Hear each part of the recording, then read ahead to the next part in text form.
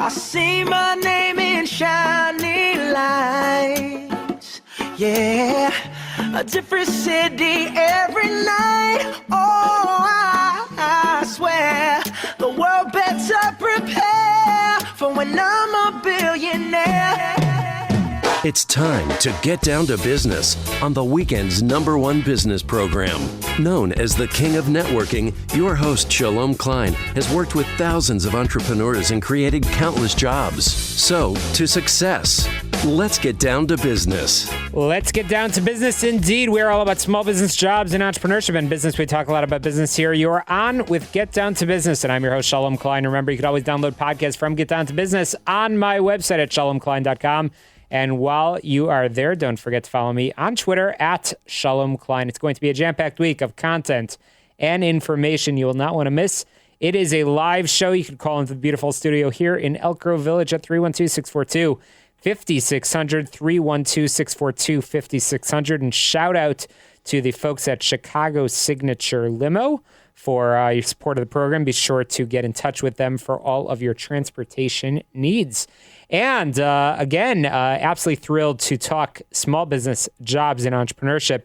And my first guest, I should say, knows a thing or two about business, entrepreneurship, but also about community. And I'm thrilled to be joined here in studio by my good friend, Andrew Kerai. Andrew, thank you so much for joining us here on Get Down to Business. Thank you, Shalom. It's great to be here. It's great to have you. So, Andrew, professionally, you are a senior investment portfolio manager, and but you're actually not here in that capacity. You're actually here in a capacity which I'm super passionate about as well, and that is community in general. But specifically, you have been all about trying to promote a strong America-Israel relationship. Specifically, actually, I know we're both excited about all the entrepreneurial successes. Yes, no, absolutely. I'm a member of the board of directors for a nonprofit called the America-Israel Friendship League. The organization was founded in 1971 with the goal or sole purpose of strengthening the relationship between Americans and Israelis. So to achieve that end, we're coming up. The organization is coming up on its 50-year anniversary next year, and hosts a number of leadership delegations bringing prominent U.S. citizens over to Israel to explore the country and its culture, as well as educational seminars and live and in-person events. One recent initiative this year that I certainly found extremely useful was the organization had cooked and then donated several $1,000s worth of Israeli food to a number of food banks across the U.S. That's incredible. And Andrew, it's awesome that you are involved in this organization that has such a rich history and is really promoting, it's almost made for this period of COVID. I guess the silver lining, you and I have talked about this, is the opportunity that so many people have to learn more about the amazing innovation and entrepreneurship that's taking place. And AIFL is doing an awesome job at connecting the dots as much as possible. So let's talk entrepreneurship. Great. I know, Andrew, you've been involved in AIFL for a little while, and you've participated in many of these programs. What are some of the, most fascinating things that you've learned while participating in some of these educational sessions? Yeah, I mean, I think the thing that,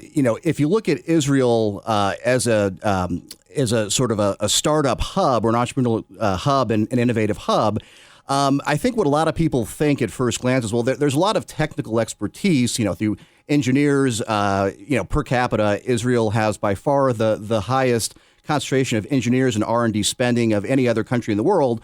So they tend to focus on technical expertise. I think what's missing with that is really the innovative nature of Israel and Israelis is really in the country's DNA from its very beginning. People tend to forget Israel's still a very young country. It still is a very small country, and was even more so back in 1948 when it was founded. So you had a new state that had to not only figure out with a very small population how to build its society and its infrastructure. It also had to figure out how to defend itself against enemies that were around it that were much larger in size, with much larger militaries and equipment as well. So if you sort of put yourself in the shoes of, you have less than 1 million people in a hostile region, 90 to 95% of the country is arid. You have no natural resources, pretty much, unlike your oil-rich neighbors. how do you not only build your society and grow from there, but also protect yourself under constant attack? So there wasn't really a blueprint for how to do that, because the blueprint would have come from basically, European established countries that have been around for centuries, and to a lesser extent, the U.S., which at that time was quite large as well. So you really had to start from scratch with a country, predominantly from immigrants who had come from Europe and elsewhere in the world in horrendous situations and poverty as well. So the downside of that is that you had a lot of challenges ahead of you immediately that you had to meet.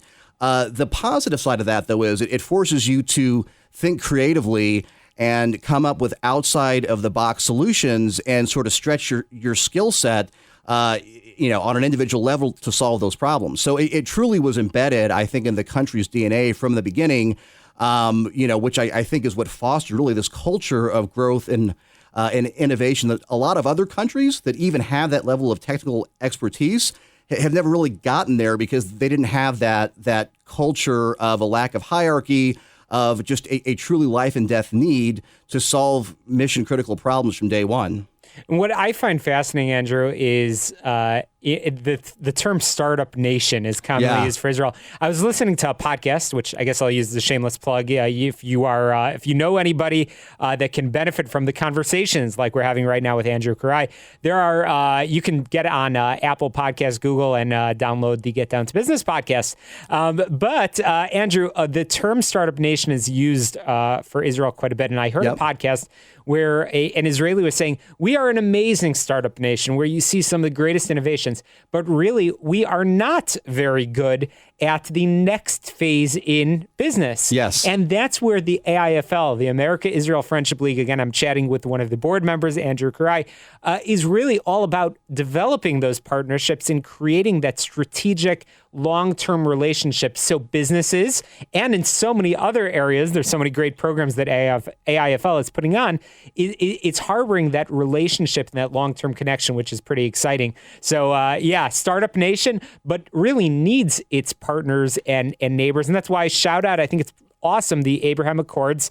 I'm one to be critical when there's time to be critical, but definitely the relationships that have developed with other Gulf states, it's fantastic. It's incredible. It's so important for the stability and peace of the region. I sort of, my view is that the U.S.-Israel relationship is the most strategic alliance of the world, and I think that even continues going forward. And I think you made a really good point as well, Shalom, about what Israel's been great at since its inception is finding creative solutions to problems, because they've had to.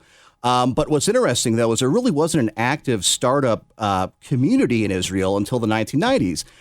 Basically, before 1992, 93, there was limited grant funding for businesses to get access to capital, but it wasn't a lot of funds, and the program, I don't think, was as well run as it frankly should have been. What really kickstarted the venture capital community in Israel was an initiative by the Ministry of Finance in 1993, where they earmarked effectively $100 million of capital across 10 new Israeli venture capital funds. What happened was, off the success of those funds, foreign capital quickly poured into sort of non-earmarked funds as well. And here we are now where, by far, Israel has more VC capital invested per capita anywhere else in the world. It's got about 3x more per capita than even the U.S., more than 30x of all of Europe, which is absolutely amazing.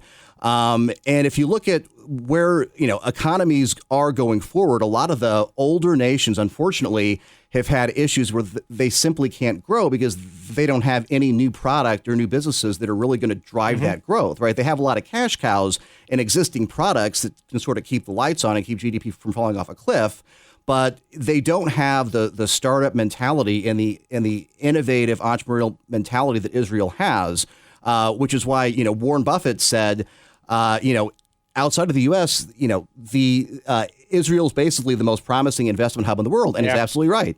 Well, Andrew, I want to make sure we don't get cut off before we go to break. But I've been chatting with Andrew Kerai from the America-Israel Friendship League, a proud board member, and kudos to you for spending so much time with the organization. Andrew, how can people learn about the programs, the incredible programs of the AIFL? Yeah, no, certainly. So if you go to AIFL.org, you can learn more about the history of the organization, some of our recent initiatives, and some of our regular way programs, leadership delegations, young professionals programs, and a number of different things. So again, that's AIFL.org. AIFL.org. Again, Andrew Kerai, an incredible Chicago professional here, but a board member at AIFL, promoting the incredible partnerships and programming that's taking place. And thank you for coming in and sharing some of that with us. Thank you so much, Shalom. Absolutely. And coming up after the break, I'm going to be joined with Brendan from Master Talk, who will be sharing a bit about public speaking. I'm excited for that conversation. He is a master of trade. He is from Master Talk. Again, Brendan from Master Talk right after the break. You can get on my website, shalomklein.com, to download the past 6.5 years of programs all about small business, jobs, and entrepreneurship. And check out my other podcast called We All Serve, where I interview leaders from the veterans community. That podcast available wherever your favorite podcast app is. We'll be back and get down to business in just a moment.